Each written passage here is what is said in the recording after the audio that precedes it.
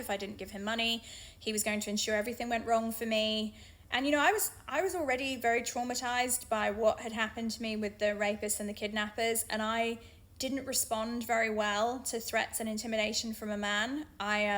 It was very triggering for me, and I think I was afraid of him.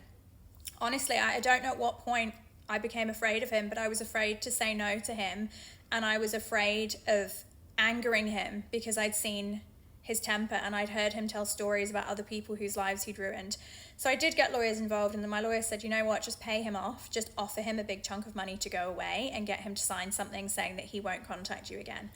And he refused to sign the papers, but he said that he'd happily take the money. And my lawyer obviously explained that no, this is paperwork to acknowledge that you're not involved with her business, you're not involved with her, and we've paid you money to make you go away, which I was happy to do.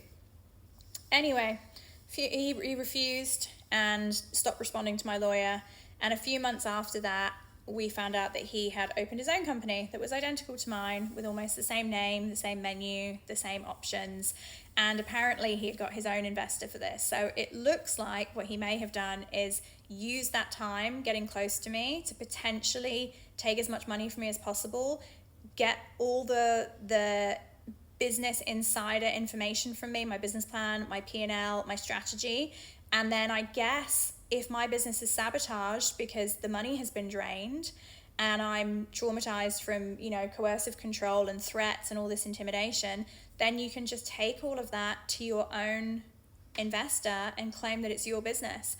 And I had no idea that any of this was going on. But it gets worse. It gets so much worse.